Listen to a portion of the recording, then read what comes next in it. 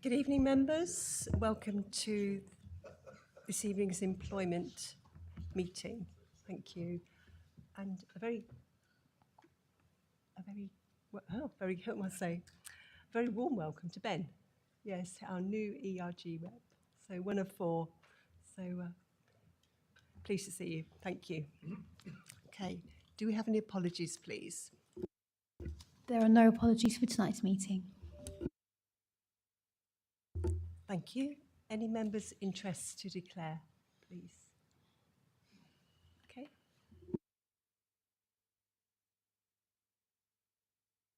Oh, golly, I do this every time. Sorry. The minutes of the last meeting, which took place in July, are these acceptable and approved? Okay, thank you.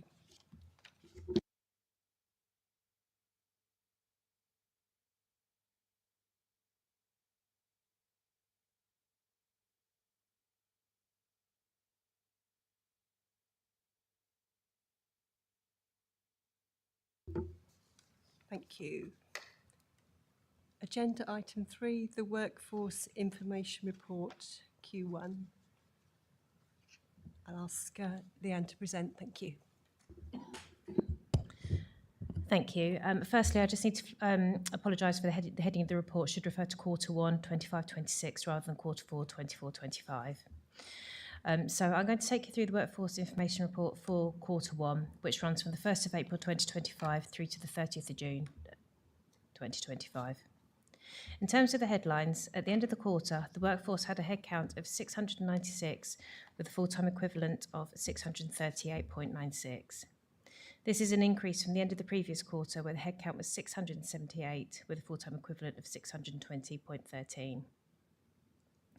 The quarter ended with an underspend of 1.188 million on employee spend and an overspend of 1.126 million on contractors and agency spend. The majority of our agency spend is within the ICT, planning and operational services teams, and this is mainly supporting with development management, network infrastructure and digital development, and also with the waste and street cleansing teams. During this quarter, 25 employees left the council, which is a slight increase from the previous quarter where 21 employees left. The percentage turnover for the 12 months was 17.6, which encouragingly is lower than the last quarter at 19%. Although this is still slightly higher than the UK average, it remains below the LGA benchmark. And we're continuing to engage with leavers to understand the reasons for leaving via exit interviews and exit questionnaires. There were 3 retirements during this quarter with a combined service of 27 years. Thank you. We recognise their contribution and obviously pass on our best wishes for their retirement. Thank you. So in terms of recruitment, there has been a decrease in recruitment activity compared to last quarter, with 51 roles being advertised as opposed to 81. However, as you can see from the information that's been presented, we are still continuing to receive a large volume of applications for each role. During this period, we also made 71 job offers, with 16 of these being internal offers, which demonstrates our dedication to supporting our internal growth within the organisation. And our permanent offers increased from 32 to 46 during this quarter, which is very encouraging. In terms of engagement, we've continued to host work experience placements in conjunction with Cambridge Regional College, and the amount of interest has increased from last year, with teams such as our communications team hosting their first work experience student during this quarter. Over the last 12 months, we've been supporting with a shared graduate programme between Huntingdonshire District Council, Cambridge City and South Cambs, and we're very pleased to share that following a recruitment campaign, the individual has accepted a permanent role with us, which demonstrates the success of the scheme. Our leadership and development management training is continuing to be rolled out and has successfully delivered 3 of the 8 courses during Q1. These sessions have been very well attended and feedback on them is very positive. And as you can see from the full report, there are some examples of the feedback has been included in that. We're continuing with our apprenticeship programme to develop and support internal staff. And we currently have 26 members of staff undertaking apprenticeships, with 4 of these nearing completion of their courses, and 2 new starters with the organisation have started apprenticeships with us as well. In terms of sickness, the annual average sickness has increased slightly from 8.3 days per FTE to 8.4 days per FTE. The number of staff on long-term sickness has decreased slightly from the last quarter, from 22 employees to 21. However, days lost has increased from 716 to 750. As part of the analysis work we've been doing on sickness, we've compared this back to quarter 1 in 24-25 as it's the best comparator on a like-by-like basis. And this does show a reduction in days lost from that period, which saw 859 days lost due to long-term sickness. Short-term sickness has increased slightly from 599 days to 600 days lost. And as you can see from the chart, the top reasons for these absences are gastrointestinal, followed by personal stress and anxiety. Medical operation and recovery is continuing to feature in our top 5 reasons, and we're aware that we have a number of staff who have been waiting for medical procedures since COVID, and these are continuing to filter through and have an impact on our sickness rates now. Due to the level of personal stress, anxiety and depression, we're also ensuring that the Employee Assistance Programme is promoted across the organisation so that staff are able to access it if they feel that it would be beneficial to them. We're also aware that a number of these cases are very sensitive, which we're dealing with. We're engaging with these employees individually to support them. And these cases are unavoidable, and we're making sure that the relevant staff members are receiving as much support as we can during this period of absence. As can be seen from our case reporting statistics, sickness casework remains our highest level of casework, and it's increased from the previous quarter, which shows that the team are actively managing sickness in an effort to support our employees to remain in work. HR casework has remained relatively stable this quarter, with 96 cases compared to 95 in the previous quarter. And as I previously mentioned, absence management continues to account for half of this casework, which remains reflective of the level of sickness absence within the organisation. Has anyone got any questions?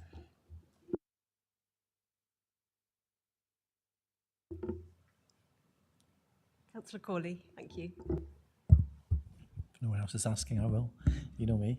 Leanne, great report as always, and thank you very much. And some really great performances coming through there. I just have a few questions, if you don't mind. So I should probably ask that through the chair, shouldn't I? Apologies, Chair. I just wanted to pick up on 2 things. And I take what you've said there about sickness and the whole area of anxiety and anxiety and the likes.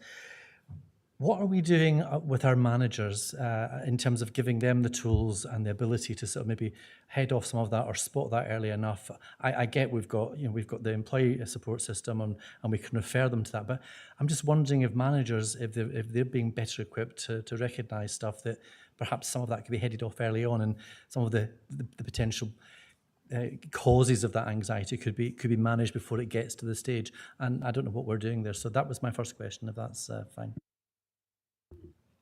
Thank you. So as we've raised at previous committee meetings, we've obviously started our My Conversations, so our one-to-one framework. This started in April this year, so which obviously is coinciding with this quarter's worth of data. So as part of these conversations, it's around wellbeing, it's around support, it's around discussing with them their kind of workloads. Is there anything going on that they need support with? So I'm hopeful that these very basic conversations almost that now managers are being trained to have and supported to have and to ask the right questions will start to have an impact on sickness absence. Like I said, certainly the personal stress, the cases that we have at the moment, there is nothing that we could do from that perspective to support is individual circumstances that mean that they can't come in. But obviously work-related stress, we're hoping we'll be able to kind of support at an earlier stage and intervene at an earlier stage.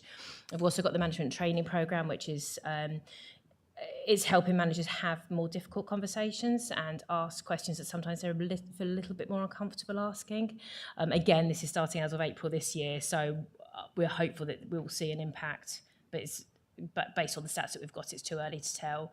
And manage it, and it's that usual case of we're working with managers. If they're coming to us early enough, we can talk them through. We can make recommendations to occupational health. So it's the encouragement and building relationships with managers. The HR business partners are now arranging meetings with their with the areas of business that they support, so they're regularly having catch-up meetings, so they can hopefully have an impact earlier on if a manager flags something that there isn't an issue, a specific issue at that point, but it might be something that we can say, oh, hold on a minute, do we need to talk about this? Do we need to add support? So we've got a lot of early interventions coming through that we're hoping will have an impact going forward. Thank you. I mean, that's most encouraging, and it's good to hear. It'd be lovely at some stage for us to hear how that's progressing as managers, grow in confidence in that area. If I may, Chair, I had a second question on my favourite hobby horse subject, health and safety. I noticed we have no red doors, which is great to hear, but I also note that we don't have any near misses reported. And I'm a strong believer that near misses don't mean that everything's great and safe there. And actually that culture of getting people to spot these things and be willing to report them, I think is key to ensuring that health and safety is actually becoming part of the culture. So can you maybe help us understand what steps we're taking, if any, at this stage to really try and embed that culture of health and safety and thinking about those near misses? Because through that, of course, we learn so many things that can be avoided in the future. Thank you. So following on from the last committee meeting, obviously you raised about the near misses and the fact that we weren't reporting on them. So I've had a conversation with our health and safety manager. He's pulling together an action plan on how we can support, how we can almost promote this a bit more and encourage managers and make sure managers are comfortable with knowing what they are doing. So he's putting together a report and an action plan on how we can take this forward. And again, we'll be looking by the next committee meeting, which should be in place. And sounds weird thing to say, hopefully we'll be able to report on some. Chair, for me, can I suggest perhaps that we could invite the health and safety manager along at some stage to maybe share his thoughts and how he's embedding that culture. Is it he, you said? Yeah, sorry, I'm assuming. He's working on that. I'd be fascinated to hear sort of what the plan looked like and just for information more than anything else. Okay, thank you. It's noted in the minutes. Thank you. It's something that we hopefully could deliver. Excellent. Thank you, Leanne. Question from Councillor Lowe. Thank you. Thank you. As always, a great report. I was just wondering, are there any plans to expand on the apprenticeships beyond the current roles that we've got? Because obviously, I mean, it's great that we've got 26 apprentices, but I was just wondering what the plans are to expand on that. So at the moment, our apprenticeships are driven by requests from management. So the conversations that they're having with their staff around what apprenticeships would benefit them in their role. I have to be honest, we are slightly confined in what we can offer because the apprenticeship uptake is so big. We are exhausting our levy on a monthly basis, which is why at the moment we don't have as many apprenticeships as we normally do, because Julie Holland, who heads up our L&D team, has done such a good job on getting the apprenticeships sourced and in place that we're now having to pause on it slightly so we can build up our levy a little bit more so that we can then do it. So it is a very positive, but yeah, at the moment we're just kind of working through what employees are requesting in order to support them in their role. Should we get to a point where we've then done that, we would potentially look at that, because obviously, as I'm sure you know, obviously if we don't use the levy, we lose it. So there's a lot of work that goes into making sure that we're utilising it and we're getting value for money, and the employees are then feeling supported in their role and feeling skilled to do their role. I think we've also got one eye on LGR and making sure that our employees are as employable as they can possibly be. So that will be our focus over the next 2 years or so, to make sure that any apprenticeships that we can accommodate to upskill our employees are the ones that we're prioritising. Councillor Davenport-Ray, thank you. Thank you, Chair. Leanne, in your report, you highlight that during this quarter, there were recruitment challenges, particularly in attracting candidates for specific leisure roles. Can you tell me more about those roles, what the challenges are, and what your plan is to try to increase interest in those roles going forward?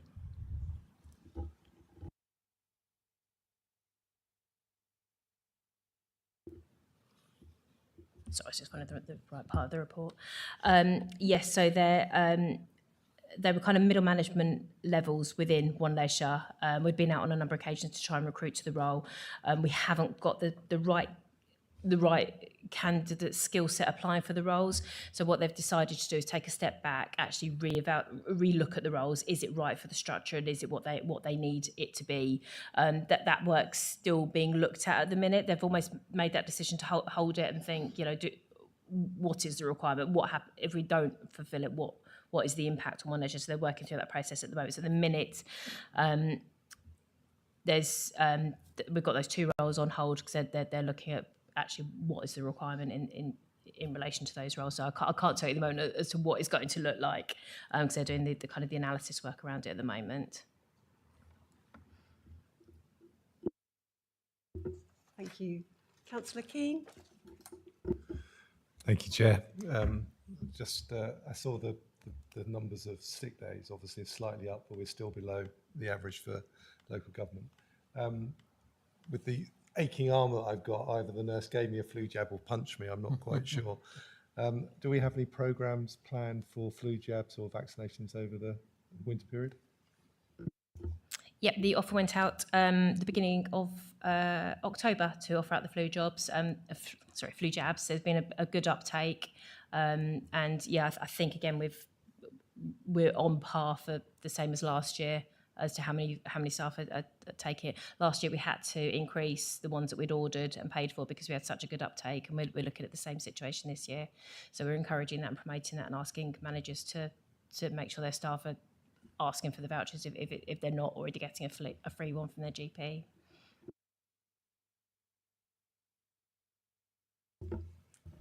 Michelle? Thank you, Chair. Councillor Keane, if I can just add as well, this week, as you'll hear from Kieran shortly, it's our roadshow week where we go out as part of the workforce strategy, and we are promoting the flu jabs when we're talking to staff directly as well. So it's one of those things that we're making sure is promoted.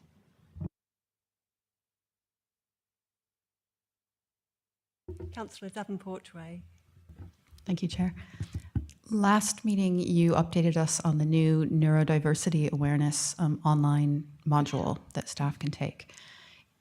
As you develop your management training program, is that a topic that you might include in future management trainings and managers learning how to manage their staff who might be neurodivergent?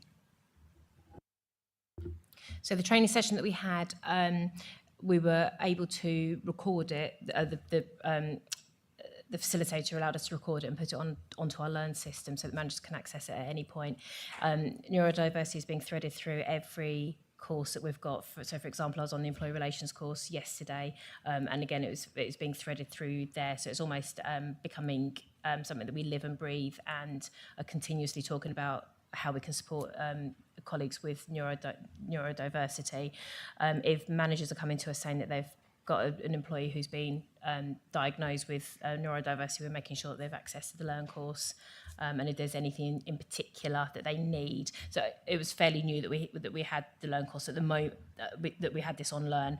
At the moment, managers are accessing it and they're finding it really beneficial. But obviously, should anything change and should we need to continue to evolve with that, we'll be looking at it through feedback from staff and managers.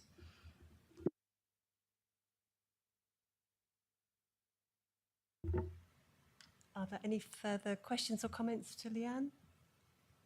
Okay, thank you for an excellent report and for the information, and pleased especially to see the apprenticeships scheme thriving. Thank you.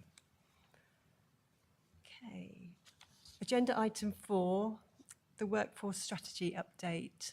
If I can pass over to Kieran, please. Thank you. Thank you. So I'm going to take you through the latest activity with the workforce strategy since you were last updated at the June committee. So just to start with, just going to check if we've got the slides to come up as well.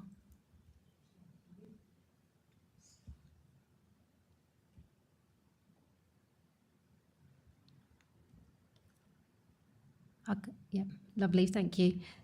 So just to start with, the leadership development programme, as mentioned earlier, that continues, and we've had the HR module as part of that. So that does go into quite a lot of detail around sickness, and as Leanne mentioned, it's got neurodiversity casework studies for managers to work on. We've also had the recruitment and onboarding, customer excellence, and my conversation, which is a one-to-one form as well. And others are starting, so we've had the wellbeing module start as well. So it's really good to see that that's just progressing and more managers going on to those courses. We've delivered, we work very closely with our active lifestyles team who are amazing, and they've put on escape pain management sessions for our staff members. So these are exercises that they can do, and we've had various sessions about hip, knee and back, shoulder pain, neck pain, and really good feedback again from them, because we've had staff members attending them where they haven't been able to lift their arm up, and then by the end of the session they've been able to lift it up, and they've taken away those exercises, they're regularly doing them. So really good to see the benefits. I've been in other sessions where I've seen staff who have really been struggling with knee pain, and actually that team is working with them closely to have weekly check-ins to keep them motivated to help them with those issues. The Active Lifestyle team has also helped us with Know Your Numbers week. So they had an early start in Eastfield House, and they were measuring blood pressures for staff. And they were also over then in the afternoon doing the same for Pathfinder House. So this is part of one of the pillars in the workforce strategy, which is about well-being. So this is all about early prevention with staff. We were also told as part of the workforce strategy that staff wanted advice, information, support around financial advice. So we had a member of staff from the local government pension scheme come over to Eastfield House for a day, and staff were able to book on sessions to get advice face to face. They'd fed back to us, sometimes it's not as easy if you're trying to contact over email, over phone, and would benefit from doing that. And we had it was really popular. We had 32 staff members that attended that session. It was fully booked, and we'll be putting another one on at Pathfinder House as well. As Michelle mentioned earlier, we've also this week been doing our 4th set of roadshows. So that's where we go around with everything that's been happening this quarter as part of the workforce strategy to show staff the various different initiatives, to talk them through, to take any new ideas that they've got. We go around to all the different sites with members of CLT, and Michelle's are all of them with us. So they're really good opportunities to meet staff and make sure some of this information is landing and being communicated. So there's just a couple of pictures there of Know Your Numbers Week and the escape pain management session. We've also had the staff temperature check survey launched as well. So that's currently running at the moment, and that is due to end this Friday. We're also working on a salary sacrifice scheme for electric and hybrid vehicles, and in the process of completing 2 contracts to launch with 2 providers, just so that it gives staff the various options, as both of those schemes offer different things. So we want to make sure that staff have got options in terms of what they might want to take on. At the last set of roadshows, it was also mentioned to us about leisure discounts and Pure Experience, which is the heat and sauna rooms were mentioned, and whether they could have any discounts around that. And we're really pleased to say that, having talked to the leisure services, they agreed to that and have now added on an additional discount to give our staff free off-peak use for that Pure Heat experience and 50% at peak times. So that's a really positive story in terms of, again, a staff member raising something when we've gone round to those roadshows and us being able to action it and put it in place. With all the different wellbeing benefits we've got, so the discounts, the benefits, the wellbeing, we were very conscious that we were putting them on the intranet, we're putting posts out, but actually, going forward, if staff are looking for something, we needed to make it easy for them to access this information. So we've worked quite closely with the comms team now to make a new page where staff can just go into one place and actually at a touch of a button see that information quite clearly. And that does include things like neurodiversity, which we spoke about earlier, so that they can access those webinars in one place. It's got information about some of the menopause sessions we've held. And last time when I spoke to you, we talked about Bumps to Baby and Beyond, which isn't just about parenting and the challenges you might face, but it's some of those midlife matters things as well. So again, that could be menopause, could be caring for elderly parents, empty nest syndrome. So that is all on there. And actually it was really nice because this morning I had feedback from a member of staff who'd attended one of those sessions yesterday and was facing some personal challenges and said, actually, I'm so pleased that that was available, because it made me feel like I wasn't on my own, and it's such a good thing that HDC are offering to their staff. So that was really nice to see that actually that is being taken up and the impact it's having on staff. So that's just a picture just showing that intranet page, so you can see some of those different services that are available for staff to access. We've also got Tai Chi sessions that are being delivered to staff at Eastfield House and Pathfinder House. So again, at Eastfield House, we're trying to do it in line with some of the times when the refuse crews return from their rounds as well. That was off the back of doing the escape pain management. One of the staff members had done a taster, and staff had really enjoyed it. So we had that conversation and have extended that. So really good feedback again. You know, staff are finding that that's helping with their well-being. And we've got quite a lot of staff booked on for the sessions coming up next week in Pathfinder House as well. Incremental progression, that was part of the action plan that we had for the workforce strategy. So we've been working with a cross-section of staff to get feedback on the process that we had previously and how to refresh that so it works for various different teams. So we've put that new form in place so that is transparent and consistent for when that submission window opens. We've got a project group operating as well at the moment for the hybrid working policy. So Leanne will mention that later, but we've got a group ready who's working on, if that's approved, what the next phases could look like in terms of implementation. In terms of some of the financial advice I mentioned earlier, we've also had a member of staff come over from My Money Matters who do the additional voluntary contribution scheme for pension. So we're aware from staff that actually they'd looked at it, some of them had wanted to sign up, but they just got stuck when they got to a certain point. So by having someone in that they could book a session with and talk it through, it allowed them to sign up a lot easier on that day. We've also been promoting PECT as well as part of the Workforce Strategy roadshows. And this is a service that we've been working with the Residents Advice team, and the service is available to residents to get free home energy advice and help with potential energy grants, emergency support and energy bills, and free energy saving products. So talking to them, it was like, actually, this service is available to our staff as well. They come into the same building. Let's make sure we work together to promote this.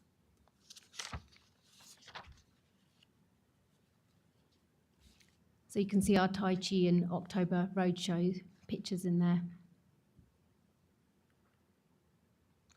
So in terms of some of the upcoming activity, we've got a Halloween and pumpkin decorating competition. So this is engagement, again, one of the other pillars as part of the strategy. So paint a pumpkin, decorate it, just don't bake it. And then we've got one of our service directors who's going to be judging that for staff. So it's all about getting staff engaged as well. We've got, when I submitted these slides, we were due to have Menopause Awareness Day talk, and we've had that now. We had a nutritionist who was talking to our staff, so that session went down really well. We've also got a session coming up. I've got 15th of November, it's actually 12th of November, which is I Am Remarkable, and this is something that Google had been holding in the past, and it's about the importance of self-promotion and having the tools to develop this skill. It's quite easy sometimes to talk about the things that we don't do as well rather than what we do well. And this session will be talking about that with staff and challenging some of those myths where people feel like they shouldn't. I can't think of another way of saying it, but I'm going to say big themselves up.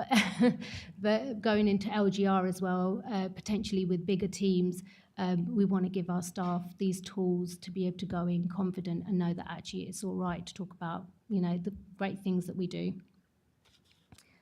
Got International Men's Day coming up as well. So having done International Women's Day and done some of the events around menopause for women, some of the men were saying to us as well, what are you going to do for men? So this has been a really good project because actually we've got staff from various different teams who are working together with each other who might not normally, who are then saying to us, this is actually what we think would work, what we would want to attend. So as part of that, we've got a panel event that's going to be held here in the Civic Suite and a charity football match that will be held as well. And then just making sure that we include Eastfield House. We'll be doing something over there with a stall for when staff arrive back off their shifts.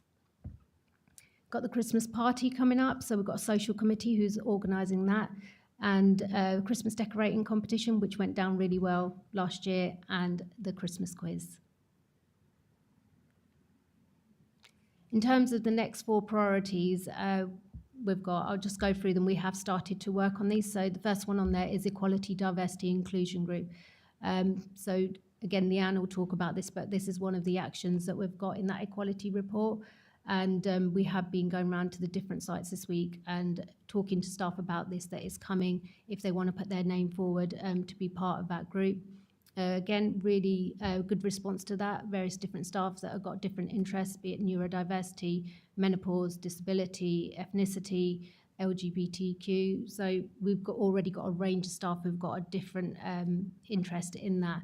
So that'll be communicated to our staff next week, and it'll be really good to see some of the work that comes out of that group. We're also working on succession planning. So we've got a paper that's ready to present to heads of service, and that'll be to identify critical roles, and we'll be sharing with them templates and flowcharts in the hope of then rolling that out.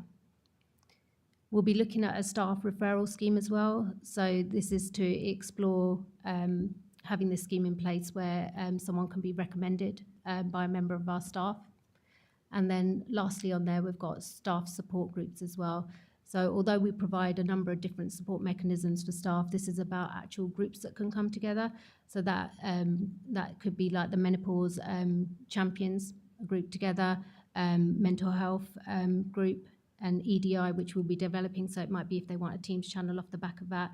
We've got other actions about AI as well, and whether people want to come together to share their learnings. Off the back of the leadership development program, we might have managers that want to come together. So we're just looking at what those support groups could look like. And this is just progress on the actions since last time, where we've got 22 completed now, 17 in progress, and 10 to start. And just before any other questions, I'll just pass around. We've got a Workforce Strategy magazine. So this is a year into Workforce Strategy, all the things that have been happening. So this, I'll just pass this around, and you can take a copy if you want. Any questions? Thank you, Kieran. My goodness, the strategy continues. Excellent momentum, very positive. So, any questions or comments to Kieran, please? Councillor Jordan, thank you. I absolutely love this because I think, and I was speaking to an officer today, and they said what they love about working at HDC is this part of this. It's about that they feel cared for. And I think, you know, it's not just about their mental well-being and their emotional well-being, it's helping them practically with things, whether it's to do with finance, you know, sometimes it's their health, sometimes it's fun, which, you know, you want it to be a bit of fun and everything.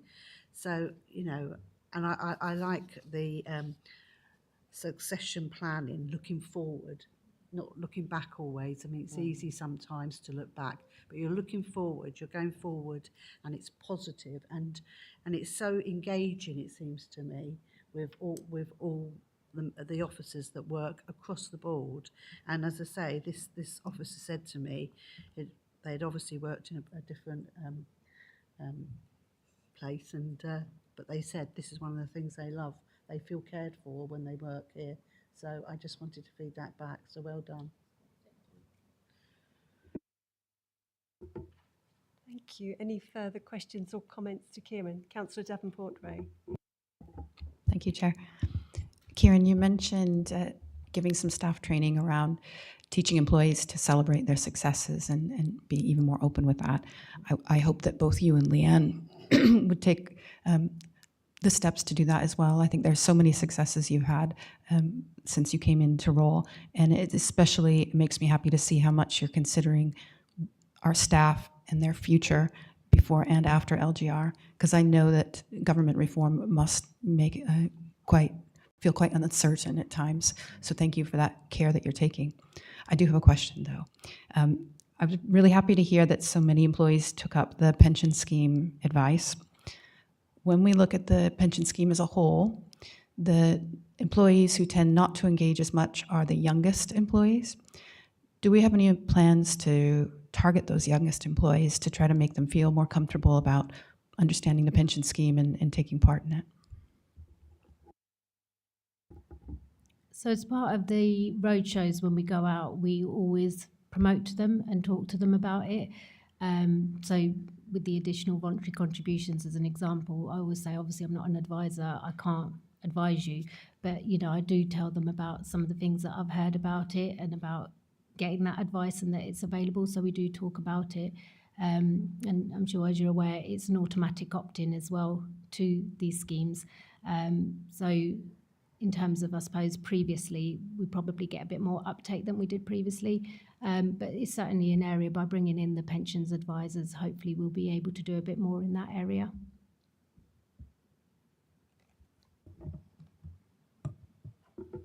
Thank you. Michelle? Thank you, Chair. And also, Councillor Davenport-Ray, when we meet with our Unison and ERG colleagues bi-monthly, we have raised if our Unison members, our attendees and our ERG members could remember to talk to their respective members about the benefits of the local government pension scheme, because definitely our younger demographic don't necessarily see that as being a priority, but it is an absolutely very good scheme for us to have in local government. And we've even touched upon death in service. Obviously not a particularly happy, but actually in terms of a benefit that arises from the local government pension scheme, an incredibly valuable benefit, because sometimes circumstances do happen. And again, that is one that is a real safety net for families if there is a consequence of a death in service. So we definitely do that. Chet, may I also pick up some broader issues around some of the benefits in terms of the work that Kieran and Chloe have been doing? And it comes back to the earlier question around sickness.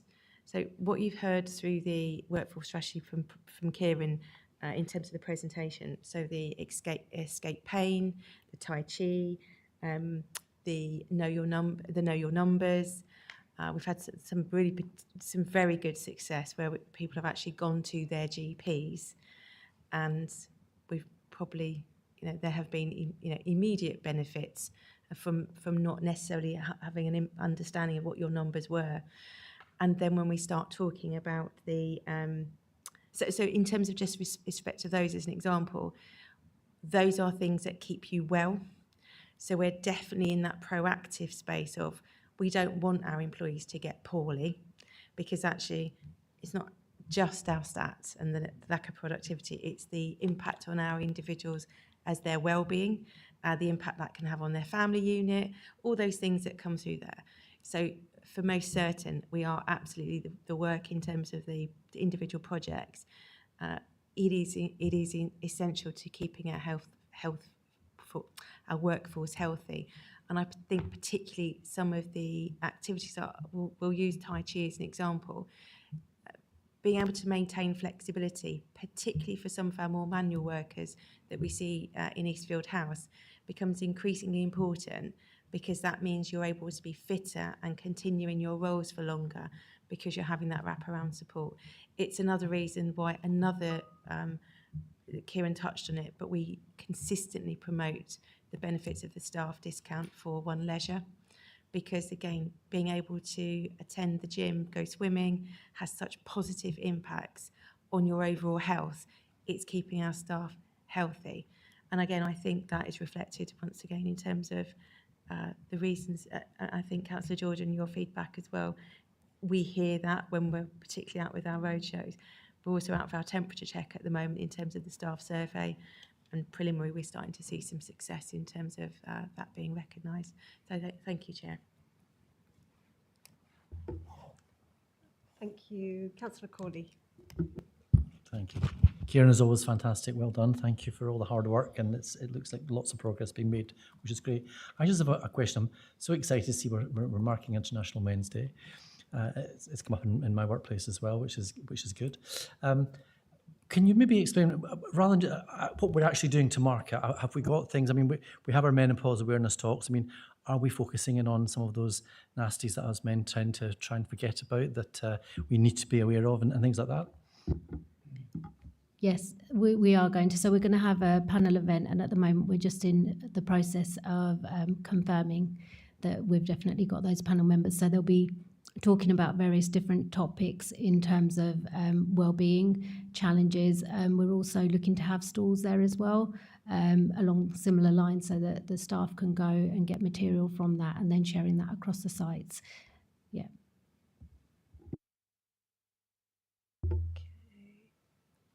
Councillor Davenport-Ray, thank you. Thank you. You mentioned that the staff survey is live now. Will that be on our next meeting agenda? Is there a point at which in time we will see some of those results? So hoping to analyse them after it's closed, and then yeah, I'm sure we'll be able to give some of the analysis.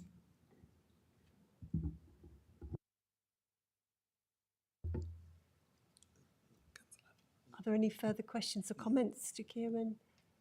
Councillor Lowe. Thank you.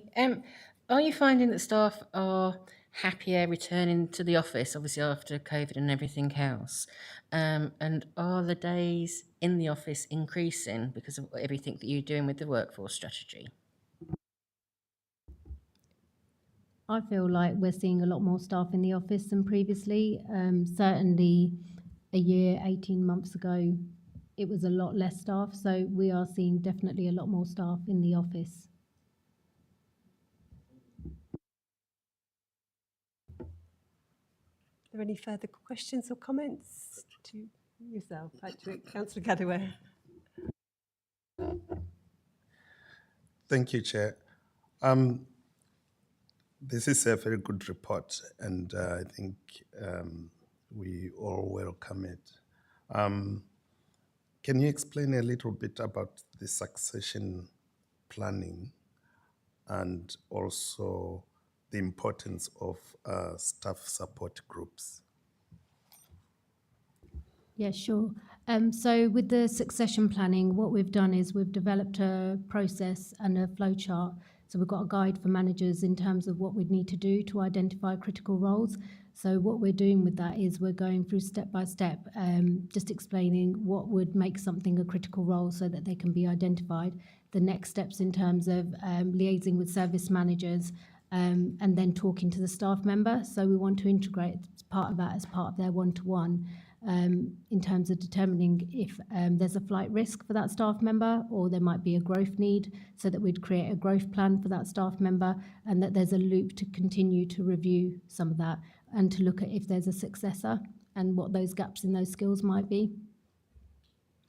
And in terms of support groups, what we'll be looking at as part of that is what staff want, what they might need in relation to that. So we've got the menopause group that we've started to post a lot more information on and share information.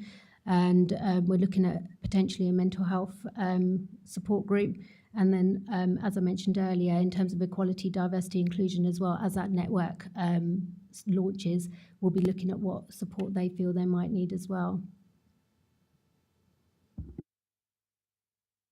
Are there any further questions? Oh, Kieran. Okay, sorry. Sorry, with so much activity happening, there was two things that I forgot to mention in terms of health and wellbeing support. So I was also going to say that when we did the roadshows this week, we actually had someone from Kidney Research UK come along to Pathfinder House to talk to staff about various different areas around that to raise awareness. And in November, 14th of November, we've actually got World Diabetes Day as well. So that was raised again by a member of staff that can we do something around that. So we've got a talk and we've got a wellness walk. Thank you, Kieran. There's a lot going on, which we really appreciate. Could I just mention that some of our colleagues and members have not received the booklet, so if you have further copies, please. I'll get some more copies. Thank you.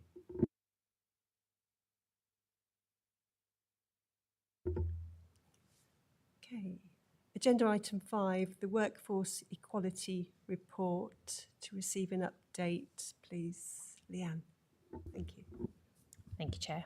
So at the last Employment Committee, a report was shared with an annual summary of the profile of the workforce of HDC as at the 31st of March 2025 by protected characteristics as defined under the Equality Act. It was agreed that we would review our staff profile against the census data to help us to evaluate how representative our figures are, which will then feed into updating our action plan for areas of improvement.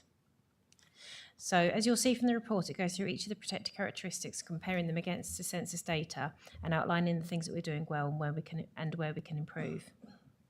You'll see from the report that even in areas where we appear to be reflective of the census data, we've still identified actions where we can improve. I'm going to go through a brief summary of some of the findings for the bigger categories. I won't go through them all in detail as they're all covered in detail within the report. But these are just kind of almost the headline areas around the bigger categories. So for gender identity, the split is reflective of the census data and the local demographic. We identified last year that more work could be done around some of our pledges, especially menopause, and this is included as an action in the workforce strategy. Work has been done around holding regular wellbeing cafes which cover menopause and promoting a menopause cafe which is being run by Unison. We've also marked Menopause Awareness Day and have been sharing information on the Menopause Networking Teams channel. All staff are able to join the networking channel on request, so we're promoting that more widely amongst our staff forum. We'll also be focusing on continuing these activities and promoting more men's initiatives, as Kieran has mentioned, such as International Men's Day and more mental health awareness schemes. For disability, the data demonstrates that compared to those that are employed, HDC employs a higher percentage of people that have shared that they have a disability compared to the census data. There's still work that we need to do to increase the declaration rate, so we'll continue to encourage staff to complete this element on their staff profile on the payroll system. There is an outstanding action left from last year to explore a standardised dyslexia-friendly font for correspondence and emails, and this will be taken forward into next year. We're also looking to explore the Mindful Employer Charter, which is about taking a positive approach to mental health at work. And as Kieran's mentioned, the work through the I Am Remarkable session feeds into other information to do with the workforce strategy. For ethnicity, we continue to have 9% of our workforce who have not completed this data. I mean, this is an improvement from last year, which was 13%, and so more work will be done on improving the declaration rate. We're also looking at the Race at Work Charter and Unison's Anti-Racism Charter to see what actions can be implemented within HDC. As part of the workforce strategy, Kieran and Chloe are reaching out to employees for suggestions for cultural and religious celebrations that staff would like to acknowledge as part of our engagement calendar. We feel it's really important that staff take ownership of some of these so that we can make sure that we're reflective of their cultures and their religions rather than us kind of deciding what we feel would be appropriate. So we're engaging with staff to make sure that this is reflective. Overall, we appear to be reflective of our local demographic, and as Kieran has already mentioned, we're establishing an ED&I networking group to support all of these actions and all of the areas that are covered under the Equality Act. Any questions? Thank you, Leanne. Any questions? Councillor Corley, thank you. Thank you. Yeah, as always, again, a very interesting report. I just have one question. And we gather all this data and we understand all this data, which is great. But how is all this data going to influence policy, and how is it going to inform the actions that we take going forward? And you put some of the specific actions, but what does this do in terms of change how we are as an organisation, and how will that feed into everything we're thinking about? Because we now know how many people are agnostic, or how many people are lesbian, or how many people come from a particular background. So what do we do with that in terms of the bigger picture, if you don't mind me asking? If I can just take that question. So some of the work we've been doing around the equality, diversity and inclusion network that we're going to be setting up, we will be looking at the policy work as part of that, so that that group can actually influence policy. We will have ERG representation as part of that group as well.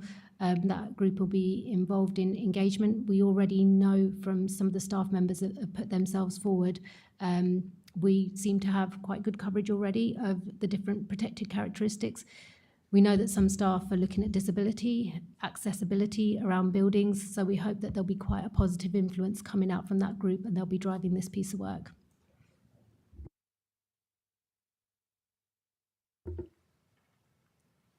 Any further questions or comments, Gillian? Please. Okay, thank you. Agenda item 6, HR policy updates. We're okay, we're asked to consider and endorse. I think if we take them one by one, because the hybrid working policy is a new policy unique to HDC.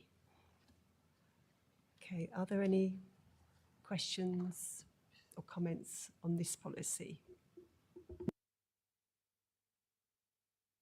Councillor Corley, thank you. Sorry, no, I'm a real policy wonk, and I love a policy. It's been my life writing policies.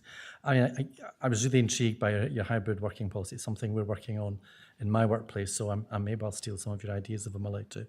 There were just a few things that I wanted to just touch on. I think there's lots of great strengths in this. There was just a few things I think we should maybe clarify on. So if you don't mind, I'll just go through. I've got a bit of a list. I'm sorry. Within the purpose of the policy, you talk about hybrid. Could we define how hybrid working effectiveness will be measured, perhaps, around productivity? I don't know if that's something, because obviously what I'd like to see is that by adopting a hybrid working policy and a way of working, that actually we can show, to link to all these other things you've raised, we actually see an increase in effectiveness and productivity, because people actually are feeling a lot happier or a lot more relaxed, or whatever that looks like for them. So I was just wondering if there's some sort of metric we need to build in there. And there's something around the managerial discretion. You say phrases like "at the discretion of the head of service." I know why we do that in policy, but it usually that's the one point that causes the biggest headache. I was just wondering if we could specify, that changes to office days should be discussed in advance, maybe with HR or with the manager, so that there's some sort of fairness. Because I as a manager might say, yeah, that's great, but he as a manager might say, get stuffed.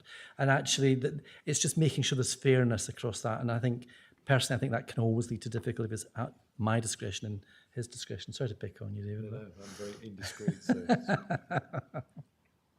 And then there was just one other thing. Yeah, it says it states the policy will be reviewed for relevance, but lacks any sort of governance detail, I think. So I would just again suggest policy effectiveness will be reviewed annually by, is that you guys, is that Michelle, who is that? And I think let's just be clear up front, because I think, again, all good policy has that clearly stated, I think, from my experience. But after that, I think it's a great policy. Well done. Thank you very much for your hard work.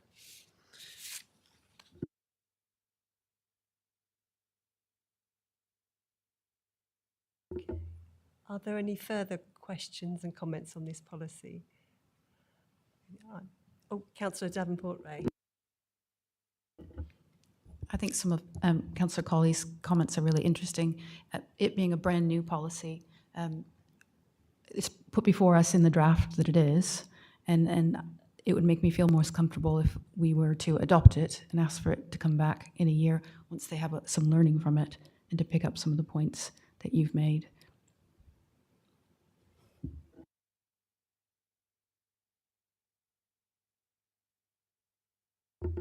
Michelle, thank you. Thank you, Chair. Councillor Cooley, can I say thank you to noting the policy, because again, this is a piece of work that Leanne has led on, and you can imagine it has been a challenging piece of work because it is changing, it is formalising, and absolutely right in terms of fairness, to ensure that those of our workforce who don't have the opportunity to be able to work from home are not treated any less favourably in terms of expectations, and also some of those benefits of being able to work from home, that if you're driving a refuse truck, you're not able to experience those same benefits. So it has been challenging, and Leanne has been leading the focus group, leading the project team, and also feeding into the focus groups. And again, there's been a number of staff engagement, and I think Councillor Davenport-Ray, the fact it is a new policy, we've given a commitment to the workforce that we will reflect and take feedback through there. So there would be there will be an opportunity to review that on feedback. But again, I think it's that move to the formalisation of arrangements. And I'm going to come back to a common theme around sickness. And one of the things that we talk regularly with our managers is around the importance of non-verbal signs. And if you are not having an opportunity to check in, if I was checking in with Councillor Lowe may say to me, a bit like your analogy, I'm fine. But if I wasn't seeing the whole of Councillor Lowe, I might not recognise those non-verbal that would make me think, oh, is there something there?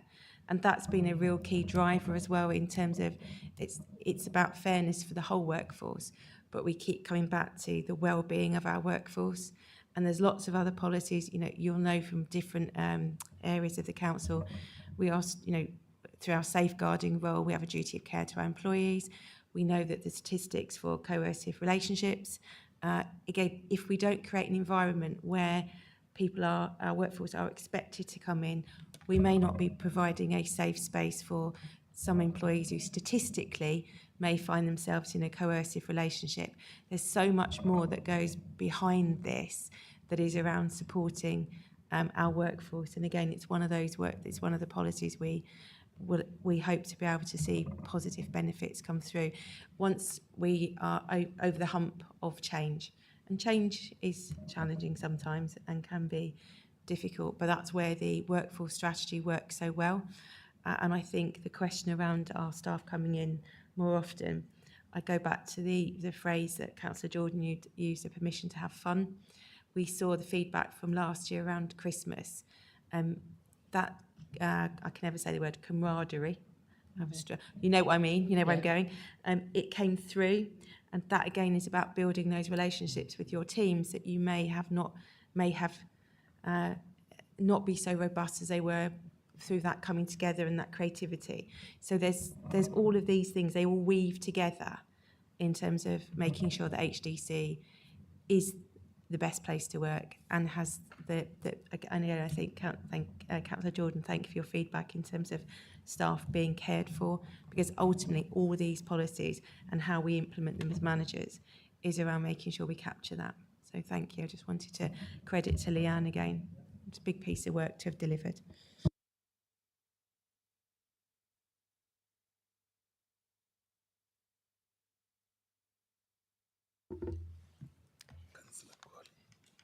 Councillor Corley, thank you. Thank you, Michelle. Please, guys, in my comments, please don't see any criticism in that. I think it's a great piece of work, and I think you're leading the way. As I say, I'll probably steal some of these for our policy work at work. And I'm more than happy to accept this. My one piece of advice is if we could just tighten that one up, I think that will make all the difference, if nothing else.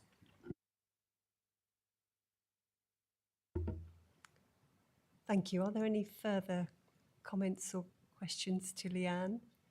Okay, well, thank you. That was it's a sound report, and appreciate your efforts in producing it. I presume that we will review post 1 year. I think that was mentioned by Councillor Davenport-Ray. So are we happy to, as members, to endorse the new policy? Okay. Yep. Thank you. Okay, and the second policy is an update to the disciplinary policy. Are there any questions or queries on this one? Councillor Corley. You knew there would be. Just one point in this, and again, great piece of work, guys. When I was looking, it strikes me that serious misconduct and gross misconduct appear quite close in their wording, and I'm just wondering if we could just make a better distinction between what we mean by serious and what we mean by gross. Maybe just a few examples is what I'm suggesting, because if you read it, you think, and to the uneducated, let me have a few examples might really help. That was all I had to say. But again, another really great piece of work, Leanne.